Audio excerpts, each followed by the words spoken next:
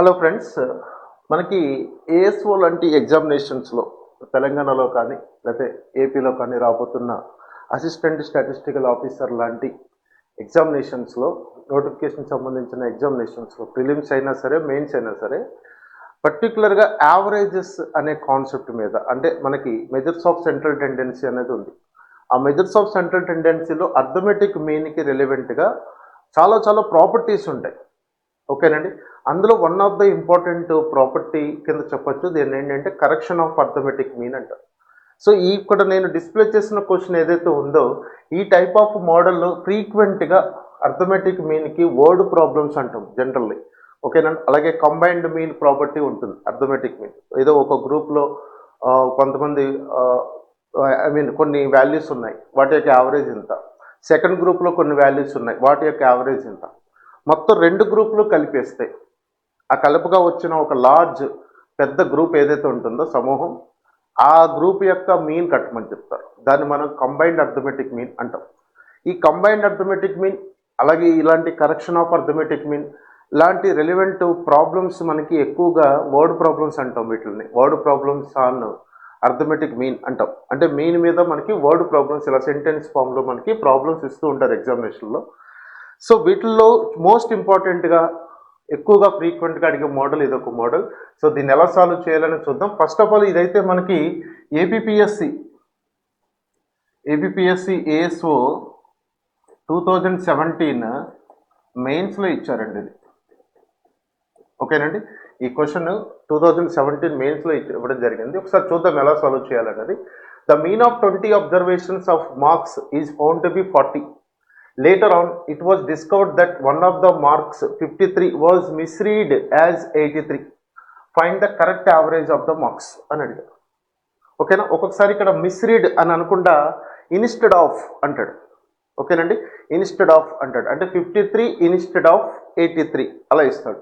అంటే ఏం జరిగిందో ఒకసారి చూద్దాం. ఇక్కడ 20 వాల్యూస్ ఉన్నాయి. ఈ 20 వాల్యూస్కి వీళ్ళు అర్థమెటిక్ మీన్ కట్టారండి. ఎక్స్ బార్ అంటాం జనరల్గా.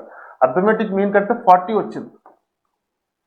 ఓకేనండి. ఈ 20 వాల్యూస్కి వీళ్ళు అర్థమెటిక్ మీన్ ఎలా కట్టుంటారు, యావరేజ్ ఎలా కట్టుంటారు అంటే ఈ వాల్యూస్ 20 వాల్యూస్ యొక్క టోటల్ మొత్తం వేసేసి ఉంటారు. Total of the values by number of values వేసి ఉంటారు, అంతే కదా. దాన్ని మనం ఏం చెప్తాం, sum of observations by number of observation ఈ ఫార్ములా వేసి చేసుంటారు. అంటే అక్కడ ఇచ్చిన 20 వాల్యూస్ని అన్నీ కలిపేసి divided by number of values ఎన్ని 20 చేసుంటారు. కానీ వాళ్ళు కలుపుతున్నప్పుడు ఏం చేస్తారంటే 53 వాజ్ మిస్రీడ్ యాజ్ 83. 53ని బై మిస్టేక్ 83 అనుకుని ఆ 20 వాల్యూస్లో 83ని కూడా యాడ్ చేయడం జరిగింది. అంటే 20 వాల్యూస్లో యాక్చువల్గా ఉండాల్సిన విలువ ఎంత, 53. కానీ 53 కాకుండా 83 తీసేసుకున్నారు బై మిస్టేక్. అంటే ఈ 40 కరెక్ట్ కాదుగా, ఇది రాంగ్. ఇప్పుడు అర్థమైందిగా, ఇది రాంగ్ అని అర్థమైపోయింది. సో ఇది రాంగ్ అంటే కరెక్ట్ ఉంటుందిగా, ఆ కరెక్ట్ ఏంటంటే మనం ఫైండ్ అవుట్ చేయాలి. ఓకేనండి. అది మనం ఫైండ్ అవుట్ చేయమంటున్నారు. గుర్తుపెట్టుకోండి, ఇలాంటి వర్డ్ ప్రాబ్లమ్స్లో మీకు అర్థమెటిక్ మీన్ మీద వర్డ్ ప్రాబ్లమ్స్ ఇచ్చినప్పుడు ఒక బేసిక్ ఫార్ములా అనేది ఉంటుందండి. ఆ ఫార్ములా మాత్రం మీరు ఫస్ట్ అప్లై చేసి ప్రాబ్లమ్ సొల్యూషన్ స్టార్ట్ చేస్తే ఖచ్చితంగా మీకు సొల్యూషన్ వస్తుంది. ఇలాంటి చోట ట్రిక్స్ కానీ లేకపోతే ఏదైనా డైరెక్ట్ షార్ట్ కట్ మెథడ్స్ అయినా ఉంటాయా అని ఆలోచించకండి. ఎప్పుడు కూడా అలా ఆలోచించకండి. ఎందుకంటే ఇలాంటి మోడల్స్ నెంబర్ ఆఫ్ మోడల్స్ ఉంటాయి. ఓకేనండి. నెంబర్ ఆఫ్ మోడల్స్ ఉంటాయి. ఇప్పుడు ఆబ్జెక్టివ్ అర్థమెటిక్ అని ఉంటుంది, మీ అందరికీ తెలుసు, ఆర్ఎస్ అగర్వాల్. అందులో యావరేజెస్ మీద ప్రాబ్లమ్స్ ఉంటాయి. ఆ ప్రాబ్లమ్స్ అన్నింటికీ కూడా ఒక బేస్ ఒకటి ఉందండి. ఆ బేస్తో కనుక మీరు స్టార్ట్ చేస్తే ఖచ్చితంగా ప్రతి ప్రాబ్లం సాల్వ్ వస్తుంది. ఆ బేస్ అంటే ఏంటంటే మనం చెప్పుకుందాం. Very simple concept. మనకి మీన్ అంటే ఏంటి, X bar is equal to some of observations ఇలా రాస్తాం బై నెంబర్ ఆఫ్ అబ్జర్వేషన్స్. ఇచ్చిన విలువలన్నీ కలపాలి బై ఇచ్చిన విలువల సంఖ్యతో మనం భాగించాలి. అదే కదా మీన్ అంటే, రైట్ అండి. దీని నుంచి సమ్ ఆఫ్ అబ్జర్వేషన్స్ ఏమవుతుందో చూడండి. సమ్ ఆఫ్ అబ్జర్వేషన్స్ ఏమవుతుంది, ఈ రెండు మల్టిప్లై చేయాలి కదా, అంటే n ఇంటూ ఎక్స్ బార్. ఇదేనండి. ఇది గుర్తుపెట్టుకుంటే చాలు. మీరు ప్రతి ప్రాబ్లం కూడా ఈ సూత్రంతో స్టార్ట్ చేయండి, ఖచ్చితంగా మీకు సొల్యూషన్ దారి దొరుకుతుంది. ఎలా చేయాలో ఒక ఐడియా వస్తుంది. ఓకేనండి. సో ఈ సూత్రాన్ని మర్చిపోకండి. ఇందులో ఏం లేదు కదండి, జస్ట్ సమ్ ఆఫ్ అబ్జర్వేషన్స్ అంటే ఏంటో తీసుకున్నాను ఈ సూత్రం నుంచి. మీకు ఆల్రెడీ తెలుసు, మీన్ అంటే రాసుల మొత్తము బై రాసుల సంఖ్య. అంటే ఇచ్చిన విలువలన్నీ కలపాలి బై ఇచ్చిన విలువల సంఖ్యతో డివైడ్ చేయాలని చెప్పాను. నేనేం కనుక్కోమంటున్నాను, ఇలాంటి వర్డ్ ప్రాబ్లమ్స్ ఇచ్చినప్పుడు ముందుగా మొత్తం విలువ ఎంతో కనుక్కోండి, మొత్తం 20 విలువలు కలిపితే ఎంత వస్తుందో కనుక్కోండి. ఈ స్టెప్తో స్టార్ట్ చేస్తే ఇలాంటి వర్డ్ ప్రాబ్లమ్స్ ఖచ్చితంగా సొల్యూషన్ వస్తుంది. కాన్సెప్చువల్గానే నేర్చుకోండి తప్ప షార్ట్ కట్స్ ట్రిక్స్ జోలికి వెళ్ళకండి, ఉండవు కూడా. స్టాటిస్టిక్స్ మ్యాథమెటిక్స్కి మెయిన్ డిఫరెన్స్ ఏంటంటే స్టాటిస్టిక్స్లో ఉండే ప్రతి ప్రాబ్లం వెనకాల ఒక థియరిటికల్ అప్రోచ్ ఉంటుంది. అదే మ్యాథమెటిక్స్కి స్టాటిస్టిక్స్కి మెయిన్ డిఫరెన్స్. ఓకేనండి, ఆ థియరిటికల్ అప్రోచ్కి ఎప్పుడు షార్ట్ కట్ ఉంటుంది. ఓకేనండి, చూద్దాం. మనం ఇక్కడ కూడా ఏం చేద్దామంటే సమ్ ఆఫ్ అబ్జర్వేషన్స్ అంటే ఇక్కడ ఈ 20 వాల్యూస్ యొక్క ఇంకొకటి కూడా రాసుకుందామండి. మనం ఏంటంటే ఇచ్చిన విలువలు ఏంటి, ఎక్స్ బార్ ఎంత, వాళ్ళకు వచ్చిన విలువ ఇది 40. ఎన్ని విలువలు ఉన్నాయి, n అనుకుందాం 20. ఇందులో రాంగ్ వాల్యూ ఏది, రాంగ్ వాల్యూ ఏది, కరెక్ట్ వాల్యూ ఏది, అది కూడా రాసుకుందామండి. Wrong value, correct value. ఇప్పుడు ఒకసారి చూడండి, 53 మిస్రీడ్ యాజ్ 83. 53ని 83గా తీసుకున్నారు అంటే కరెక్ట్ విలువ ఏది 53, రాంగ్ విలువ ఏది 83. ఓకేనండి, ఇదే మనకి ఇంకోలా ఎలా అడుగుతాడంటే 83 ఇన్స్టెడ్ ఆఫ్ 53 అంటాడు. అంటే 53 తీసుకోవాల్సిన ప్లేస్లో 83 తీసుకున్నారు అని అర్థం అక్కడ. ఓకేనండి, 53 వాజ్ మిస్రీడ్ యాజ్ 83. 53ని పొరపాటున 83గా తీసుకున్నారు అని అర్థం. అంటే 83 అనేది రాంగ్, 53 అనేది కరెక్ట్. ఇప్పుడు అసలు వాళ్ళు వీళ్ళు మీన్ కట్టేటప్పుడు ముందు ఏం చేస్తుంటారు, ఆ 20 విలువలు కలిపే ఉంటారుగా. ఆ విలువలు ఎంత వస్తుందో కలిపితే మనం ఫైండ్ అవుట్ చేద్దాం. దానికే ఫార్ములా ఏం చెప్పుకున్నాం, summation of x is equal to n into x bar. n అంటే ఎంత, 20 విలువలు, వాళ్ళకి వచ్చింది ఎంత 40. ఎక్స్ బార్ 20 ఇంటూ 40 ఎంత 800. అంటే వాళ్ళకి 53 తీసుకున్నారు 83 తీసుకున్నారు ఏమో తెలియదు, చూసుకోకుండా మొత్తం 20 విలువలు కలిపేసుకుంటూ వెళ్ళిపోయారు.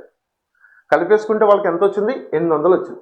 ఆ 800ని 20తో భాగించారు, 40 వచ్చింది. ఆ 40 మీన్ అనుకున్నారు, తర్వాత తెలిసింది 53 ప్లేస్లో 83 తీసుకున్నామని. ఇది కాన్సెప్ట్ అండి. ఓకేనండి, మరి ఇప్పుడు ఎలా చేయాలి అంటే ముందు ఇది రాంగ్ కదా, 800 అయితే రాంగ్ కదా, దాన్ని కరెక్షన్ చేద్దాం. సో కరెక్టెడ్ సమ్ ఏం చేయాలి, ఈ 800లో 83 ఉంది, దాన్ని తీసేయండి. మనకు కావాల్సింది 53, దాన్ని కలపండి, ఫినిష్ అండి. సో -83 + 53 అండి ఎంత, -30. ఓకేనండి, 800 - 30 కావాలి. 800 - 30 అంటే ఎంత, 770. ఇది రావాల్సిన మొత్తం, వాళ్ళకి వచ్చిన మొత్తం 800 రాంగ్, అసలు రావాల్సిన మొత్తం ఇది. ఇప్పుడు మొత్తం వచ్చిందిగా, విలువ అయితే మారదు, అంటే విలువల సంఖ్య అయితే మారదుగా. అవే 20 అబ్జర్వేషన్స్, ఏ అబ్జర్వేషన్ తీసేయలేదు, ఏ అబ్జర్వేషన్ కలపలేదు. ఒక అబ్జర్వేషన్ ప్లేస్లో ఇంకో అబ్జర్వేషన్ తీసుకున్నారు అంతే పొరపాటున. ఓకేనండి, కాబట్టి n మారదు. కాబట్టి ఇప్పుడు కరెక్టెడ్ మీన్ ఎలా వస్తుంది, సో కరెక్టెడ్ యావరేజ్ లేదా మీన్ లేదా సగటు ఎలా వస్తుంది, అసలు విలువతో 25ని భాగించేయండి. ఓకేనండి, 0 0 క్యాన్సిల్ అయిపోతుంది. 77/2 అంటే ఎంత, 38.5. అదేనండి ఆన్సర్. ఓకేనండి, ఇక్కడ ఇలాంటి వర్డ్ ప్రాబ్లమ్స్ చేస్తున్నప్పుడు గుర్తుపెట్టుకోండి, బేసిక్ ఫార్ములా ఏంటంటే ఎప్పుడు కూడా మీరు ఫస్ట్ సమ్ కనుక్కోవాలి. ఓకేనండి, ఇక్కడ ఒకసారి చూడండి, చిన్న ఇంట్రెస్టింగ్ కాన్సెప్ట్ చెప్తా. ఇప్పుడు 53 ఇన్స్టెడ్ ఆఫ్ 83 తీసుకున్నారు కదా, అసలు అలా ఎందుకు తీసుకుంటారండి, రాంగ్ తీసుకోవాల్సిన అవసరం ఏముంది. సరే sir, computational errors, non sampling errors ఉంటాయి కదా సార్, ఏదైనా వర్క్ చేస్తున్నప్పుడు, అడ్మినిస్ట్రేటివ్ ప్రాబ్లమ్స్ ఉంటాయి కదా, అలా ఏదో 83 తీసుకున్నారేమో అని అనుకోకండి. యాక్చువల్గా దీని వెనకాల ఉన్న కాన్సెప్ట్ ఏంటో చెప్తాను చూడండి. ఇదే ప్రాబ్లం నేను రియల్ లైఫ్లో ఎలా అప్లై చేస్తారో చెప్తాను చూడండి. ఇప్పుడు చూద్దామండి, ఏంటంటే ఇప్పుడు 20 విలువల యొక్క మీన్ ఎంత ఇచ్చారు, 40 ఇచ్చారు. కరెక్ట్ విలువ ఎంత, 53 తీసుకోవాలి, కానీ ఎంత తీసుకున్నారు, 83 తీసుకున్నారు. దీని కరెక్ట్ రియల్ లైఫ్ అప్లికేషన్ ఏంటో చూద్దామండి. 20 ఎంప్లాయీస్ ఉన్నారండి నా దగ్గర, వాళ్ళకి 40 రూపాయలు యావరేజ్గా ఇస్తున్నానండి.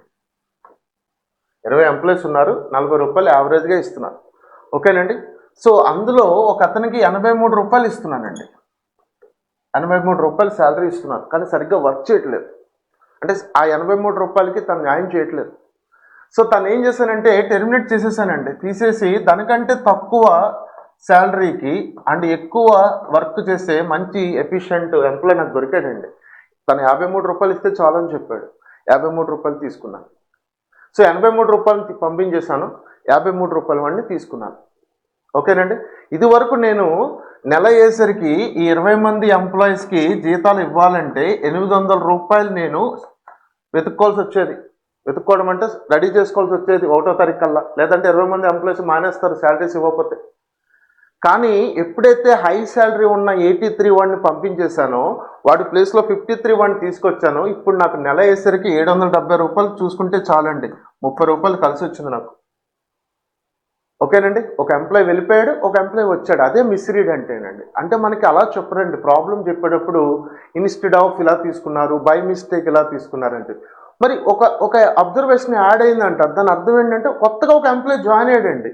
కొత్తగా ఒక ఎంప్లాయ్ జాయిన్ అయ్యాడు అనుకోండి, ఈసారి ఏం చేస్తారు, 21 మందితో డివైడ్ చేయాలి మీరు. కొత్తగా జాయిన్ అయ్యాడు కదా. సో ఇదివరకు ఎంత ఇస్తున్నారు, 800 ఇస్తున్నారు. ఇప్పుడు కొత్తగా ఇంకొకటి జాయిన్ అయ్యాడు 70 రూపాయలతో. అప్పుడు 870/21 వేయాలి. 21 ఎందుకు వేస్తున్నాం, కొత్తగా ఒకటి జాయిన్ అయ్యాడుగా.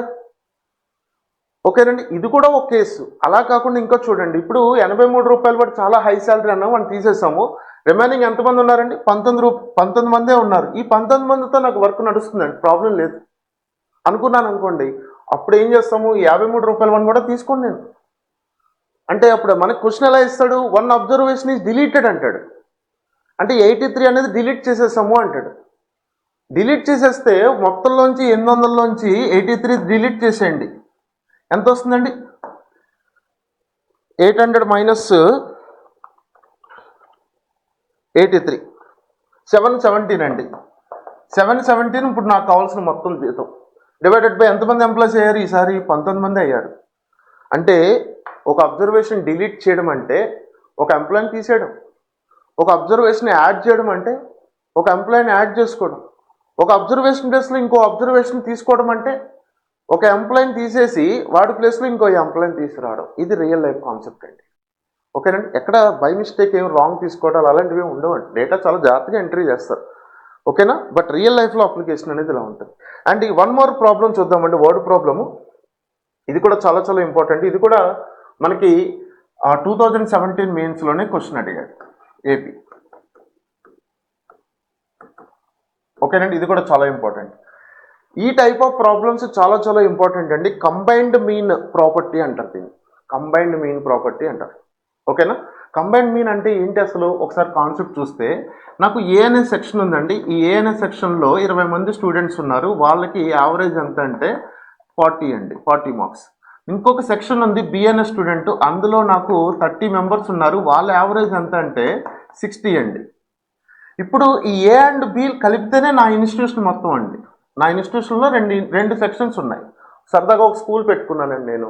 10th క్లాస్లో ఏ సెక్షన్ బి సెక్షన్ ఉంది. ఏ సెక్షన్లో 20 మంది స్టూడెంట్స్ ఉన్నారు. వాళ్ళకు టెస్ట్ పెడితే 100 మార్కులకి 40 యావరేజ్గా 40 వచ్చింది. అదే బి సెక్షన్ వాళ్ళకి అదే టెస్ట్ పెడితే 60 వచ్చింది. కానీ బి సెక్షన్లో 30 మంది ఉన్నారు. ఇప్పుడు మొత్తం నా స్కూల్ యావరేజ్ ఎంత, that is we call it as overall average లేదా కంబైన్డ్ యావరేజ్ లేదా కంబైన్డ్ మీన్ అంటారు. అంటే మొత్తం యావరేజ్ అంటే మొత్తం ఎంతమంది ఉన్నారు, 50 మెంబర్స్ ఉన్నారు. 50 మెంబర్స్ యొక్క మీన్ ఎంత కావాలి నాకు, దాన్నే కంబైన్డ్ మీన్ లేదా కంబైన్డ్ యావరేజ్ అంటారు. ఓకేనా. సో ఇప్పుడు మీరు అనుకోవచ్చు, సార్ ఆల్రెడీ 40 and 60 ఉంది కదా, 40 + 60/2 అంతే కదా సార్ కంబైన్డ్ యావరేజ్ అంటే అనుకుంటున్నారు. అలా ఎప్పుడు చేయగలుగుతాము, ఏ సెక్షన్లో 20 మంది ఉన్నారు కదా, బి సెక్షన్లో కూడా నాకు 20 మందే ఉండాలి, అప్పుడు చేయగలుగుతాం డైరెక్ట్గా. లేదా బి సెక్షన్లో 30 మంది ఉన్నారు కదా, ఏ సెక్షన్లో కూడా 30 మంది ఉన్నా చేయొచ్చు. అంటే ఏంటి, N1 = N2 అయినప్పుడు మనం x1 బారు ప్లస్ x2 బారు రెండింటిని కలిపేసి బై2 వేసేయచ్చు. కానీ ఎప్పుడైతే N1 = N2 not equal to N2 అయిందో, అంటే ఏ సెక్షన్లో ఉన్న విద్యార్థుల సంఖ్య బి సెక్షన్లో ఉన్న విద్యార్థుల సంఖ్య వేరువేరుగా ఉన్నాయో మనం డైరెక్ట్గా ఆ యావరేజ్లకి యావరేజ్ చేయకూడదు. అలా వచ్చిన యావరేజ్ కంబైన్డ్ యావరేజ్ అవ్వదు. మరి ఎలా చేస్తామంటే కంబైన్డ్ యావరేజ్ అయినా కంబైన్డ్ మీన్ అయినా గ్రూప్డ్ మీన్ అంటారు దీన్నే. గ్రూప్డ్ మీన్ అయినా ఈవెన్ పూల్డ్ మీన్ అంటారండి. ఈ వర్డ్ కూడా అప్పుడప్పుడు అప్లై చేస్తుంటారు, పూల్డ్ మీన్ అంటారు. ఏదైనా సరే ఏ మీన్ అయినా మీరు గుర్తుపెట్టుకోండి, ఎప్పుడైనా మీరు గుర్తుపెట్టుకోవాల్సింది ఇది ఒక్కటే గుర్తుపెట్టుకోండి, సమ్ బై ఎన్. అసలు మీన్ అంటే అదే, సమ్ము బై ఎన్. ఓకేనండి. సో సమ్ని ఎన్తో డివైడ్ ఎన్ అంటే ఏంటి? విలువల సంఖ్య, ఎన్ని విలువలు ఉన్నాయి, number of observations, number of values. So సమ్ని ఎన్తో డివైడ్ చేస్తే వచ్చేదే కంబైన్డ్ యావరేజ్. వెరీ సింపుల్ అండి.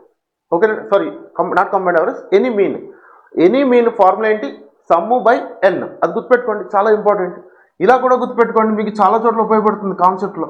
ఎక్కడైనా మీకు సమ్మేషను బై ఎన్ వచ్చిందనుకోండి, దాని మీనింగ్ ఏంటంటే మీన్. అది గుర్తుపెట్టుకోండి, దాని అర్థం మీన్, ఇంకేమవుదండి. ఓకేనా. ఇప్పుడు కంబైన్డ్ యావరేజ్ కూడా లేదా కంబైన్డ్ మీన్ కూడా ఒక మీనే కాబట్టి మనకు కావాల్సింది సమ్ము బై ఎన్. సమ్ అంటే ఏంటి ఇక్కడ అంటే ఏ సెక్షన్లో మొత్తం ఎన్ని మార్కులు వచ్చాయో తెలియాలి.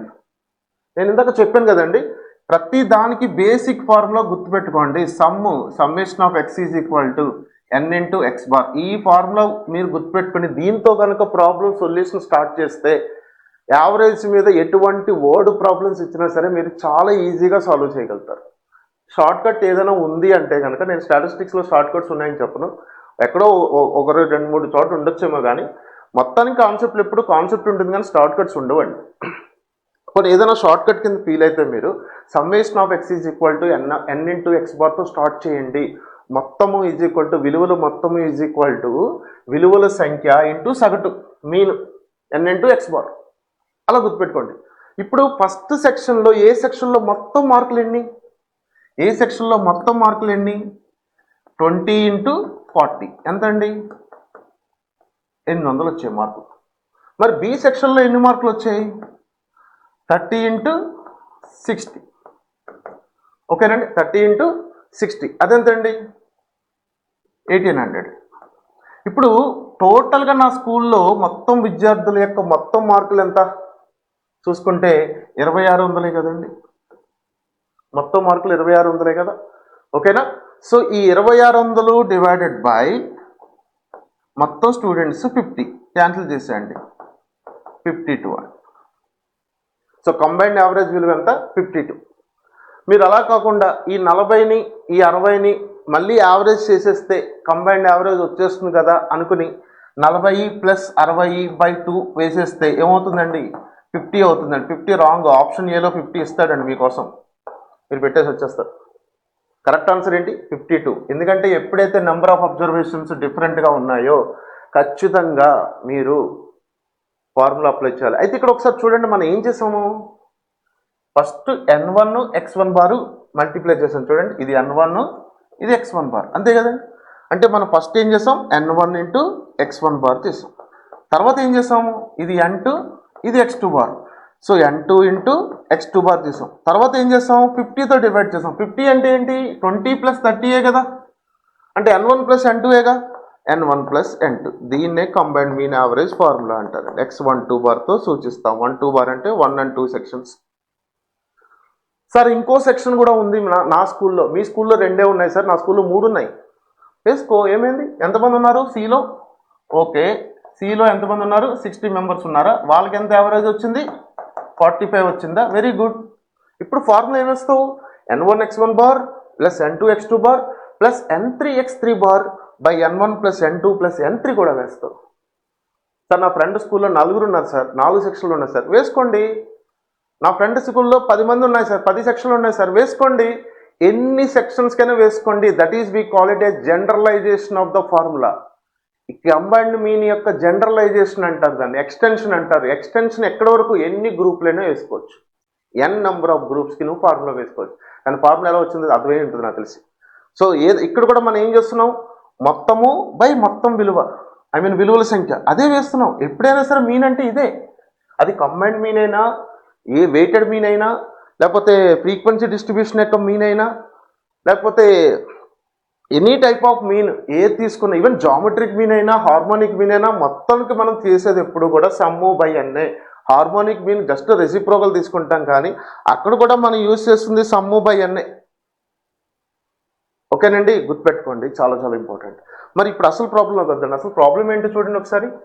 The average marks of boys in a particular subject was 80 and that of girls was 65. The average marks of all the students was 74. What is the ratio to boys? What is the ratio of boys to girls అని అడిగారు. ఈ ratio ఎలా find out చేయాలి అనేది చాలా చాలా important model అండి. మీకు ఖచ్చితంగా ఎగ్జామినేషన్లో ఇలాంటి మోడల్స్ వస్తాయి, వర్డ్ ప్రాబ్లమ్స్. దీనికి మనకు ఒక షార్ట్ కట్ ఉంది రేషియో పాయింట్ అవుట్ చేయడానికి. ముందు డైరెక్ట్ మెథడ్ చేద్దామండి. డైరెక్ట్ మెథడ్ చేసిన తర్వాతే షార్ట్ కట్ చేద్దాం. ఓకేనండి. ఒకసారి చూడండి, యావరేజ్ మార్క్స్ బాయ్స్ ఎంత 80, గర్ల్స్ ఎంత 65, total 74.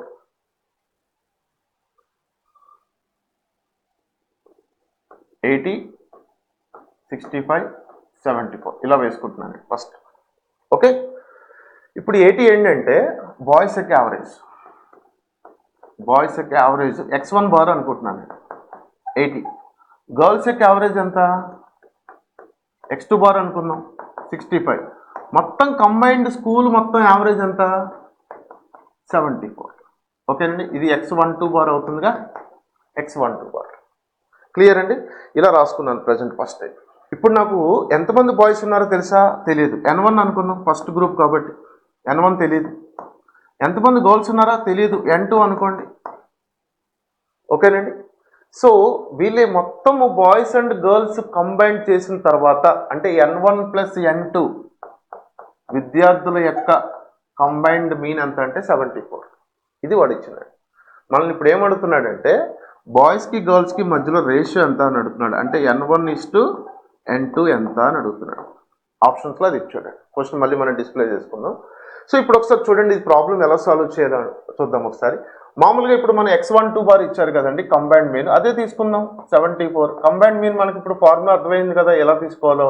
N1 x1 bar N2 x2 bar by N1 plus N2 is equal to 74 తీసుకుంటున్నానండి. N1 తెలుసా? తెలియదండి నాకు, అలాగే రాసుకుందాం N1 అని. x1 బార్ తెలుసు, బాయ్స్ యొక్క యావరేజ్ ఎంత 80, అది 80 రాసేద్దాం. Plus N2 into x2 bar అంటే గర్ల్స్ యొక్క యావరేజ్, అది కూడా రాసేద్దాం. N2 తెలీదు, ఎంతమంది గర్ల్స్ ఉన్నారో తెలియదు నాకు. బై N1 ప్లస్ N2 రాద్దామండి, ఇది కూడా తెలియదు. మొత్తం విద్యార్థులు తెలిసినా బాగుండేది, అది కూడా తెలియదు. ఇప్పుడు నాకు ఏమొచ్చింది ఇక్కడ 80 N1 వచ్చింది. మరి ఇక్కడ ఏమొచ్చింది 65 N2 వచ్చింది. ఇక్కడ క్రాస్ మల్టిప్లై చేయండి, 74 N1 వస్తుంది, 74 N2 వస్తుంది. అంతే కదా, 74 N1ని గుణిస్తుంది, 74 N2 కూడా గుణిస్తుంది. ఇప్పుడు మీరు ఏం చేస్తారంటే N1 టర్మ్స్ లెఫ్ట్ సైడ్కి వచ్చి N2 టర్మ్స్ రైట్ సైడ్ పంపించేద్దాం.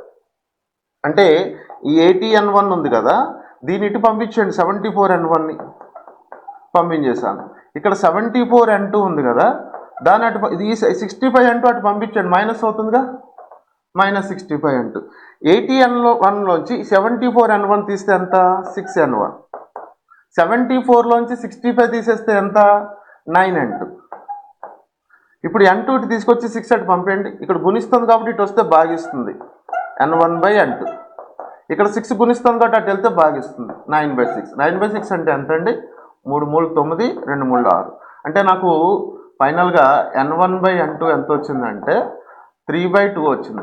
ఈ N1/N2నే N1:N2 అని రాసుకోవచ్చుగా, 3:2 అయిపోయింది.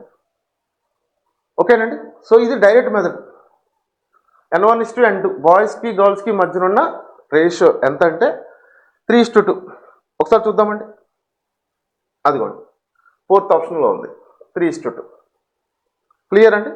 మరి ఎంత టైం తీసుకుంటే మనకి చాలా టైం పట్టేస్తుంది కదా ఎగ్జామినేషన్లో, మరి ఎంత టైం తీసుకుని చేయకూడదు. మరి దీన్ని ఎలా సాల్వ్ చేయాలి అనేది ఒకసారి చూద్దాము. ఫస్ట్ వెరీ సింపుల్ అండి. మీరు ఏం చేస్తారంటే ఎప్పుడైనా సరే కంబైన్డ్ మీన్ ఏదైతే ఉందో అంటే ఓవరాల్ యావరేజ్ ఏదైతే ఉందో x12 బారు, దాన్ని మధ్యలో రాసుకోండి ఇట్లా. ఇది మీకు రేషియో అండ్ ప్రపోర్షన్ ఐడియా ఉంటే కనుక, ఐ మీన్ అర్థమెటిక్ ఎక్కువ చదువుతూ ఉంటారు కదా వేరియస్ కాంపిటేటివ్ ఎగ్జామినేషన్స్, అందులో చెప్తారండి ఇది. ఈ మోడల్ ఈ షార్ట్ కట్ అనేది ఏమి కొత్తగా షార్ట్ కట్ ఏం కాదు, ఎవరికైనా తెలియాలనుకుంటే తెలుస్తుందండి. మనకి బాయ్స్ ఉన్నారు, గర్ల్స్ ఉన్నారు. బాయ్స్ లెఫ్ట్ సైడ్ రాయండి, గర్ల్స్ లెఫ్ట్ సైడ్ రాయండి. బాయ్స్ యొక్క యావరేజ్ ఎంత ఇచ్చారండి 80 ఇచ్చారు, అది ఇక్కడ రాయండి. గర్ల్స్ యొక్క యావరేజ్ ఎంత ఇచ్చారు 65 ఇచ్చారు, అది ఇక్కడ రాయండి. తర్వాత ఇలా ఓ లైన్ డ్రా చేయండి, ఇలా ఓ లైన్ డ్రా చేయండి, అయిపోయింది.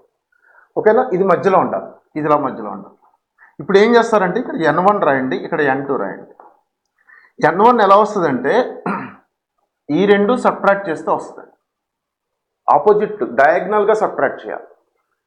N1 అంటే బాయ్స్ ఎంతమంది ఉన్నారు రేషియో తెలియాలంటే ఇలా డయాగ్నల్గా సబ్ట్రాక్ట్ చేయాలి. 74 65 సబ్ట్రాక్ట్ చేయాలంటే అర్థం ఏంటంటే డిఫరెన్స్ తీసుకోవాలి, మళ్ళీ మైనస్లు రావు. సపోజ్ ఇక్కడ చిన్నది ఉందనుకోండి, అక్కడ పెద్దది ఉందనుకోండి, మైనస్ వేయకూడదు. డిఫరెన్స్ ఎంతో చూడాలంతే. డిఫరెన్స్ ఎప్పుడు కూడా నెగిటివ్ అవ్వదండి. ఓకేనా? మీకు వినడానికి కొంతమంది కొత్తగా అనిపించచ్చేమో కానీ డిఫరెన్స్ ఎప్పుడు నెగిటివ్ అవ్వదు. నీకు 20 మార్కులు వచ్చాయి, నీ ఫ్రెండ్కి 40 మార్కులు లేకపోతే 30 మార్కులు వచ్చాయి, మీ ఇద్దరికి డిఫరెన్స్ ఎంత? -10 కాదండి, 10. ఓకేనా? 20 - 30 అంటే -10 అది ఓకే. బట్ 20కి 30కి డిఫరెన్స్ ఎంత? 10. అలా తీసుకోవాలి. ఇప్పుడు 74కి 65కి డిఫరెన్స్ ఎంత? 9 ఇక్కడ రాసేయండి. తర్వాత ఇక్కడ విలువ రాసేటప్పుడు ఏం చేస్తారంటే ఇలా డయాగ్నల్గా తీసుకోండి డిఫరెన్స్. 80కి 74కి డిఫరెన్స్ ఎంత? 6. ఇప్పుడు మీకు N1:N2 వచ్చేసిందిగా, 9:6, 3:2 అయిపోయిందండి. ఇదే ఆన్సర్.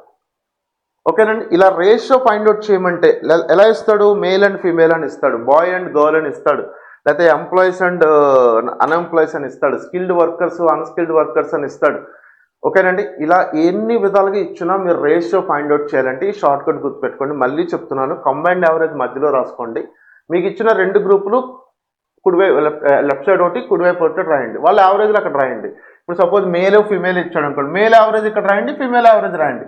మేల్ యావరేజ్ రేషియో రావాలంటే ఇలా తీసుకోవాలి డయాగ్నల్గా డిఫరెన్స్. ఫిమేల్ రావాలంటే ఇలా తీసుకోవాలి. అంతే, రేషియో వచ్చేస్తుంది. ఓకేనా? ఇదేదో ఒక షార్ట్ కట్ అని అనుకోవచ్చు, బట్ ఈ షార్ట్ కట్ కూడా స్టాటిస్టిక్స్ కాదండి. ఇది మ్యాథమెటిక్స్లోని షార్ట్ కట్. ఇది రేషియో అండ్ ప్రపోర్షన్లోని షార్ట్ కట్. ఓకేనండి? ఈ విధంగా మనం యావరేజెస్లో వర్డ్ ప్రాబ్లమ్స్ని మనం సాల్వ్ చేయాల్సిన అవసరం ఉంటుంది. నెంబర్ ఆఫ్ ప్రాబ్లమ్స్ సాల్వ్ చేయాల్సిన అవసరం ఉంది. ఓకేనండి? లేదంటే కనుక ఆ వర్డింగ్ ఏంటన్నది మీకు అర్థం కాకపోయినా, ఎలా స్టార్ట్ చేయాలో అర్థం కాకపోయినా ఆ ప్రాబ్లం మీరు వదిలేయాల్సిన అవసరం ఉంటుంది. లేదంటే by mistake wrong answer guess చేసి రాంగ్ ఆన్సర్ పెడతారు, నెగిటివ్ మార్కింగ్ ఉంటుంది. బట్ ఈ ప్రాబ్లమ్స్, ఇలాంటి వర్డ్ ప్రాబ్లమ్స్ చాలా చాలా సింపుల్గా చేయొచ్చు అండి. గుర్తుపెట్టుకోండి, దాని అన్నిటికీ బేసిక్ ఫార్ములా ఏంటంటే మొత్తము is equal to some of observations is equal to n into x bar. ఆ ఒక్క దాంతో మీరు ప్రాబ్లమ్ స్టార్ట్ చేయండి, ఆటోమేటిక్గా నెక్స్ట్ సొల్యూషన్ వస్తుందండి. ఓకేనండి? మొదట్లో కొంచెం కొత్తగా అనిపించవచ్చు, బట్ డెఫినెట్లీ కొన్ని 4-5 ప్రాబ్లమ్స్ చేసిన తర్వాత ఆ పర్టికులర్ ఆ ఫార్ములా వల్ల మీకు ఎంత ఉపయోగం ఉన్నది మీకు తెలుస్తుంది. ఓకేనండి? థ్యాంక్ యూ వాళ్ళండి.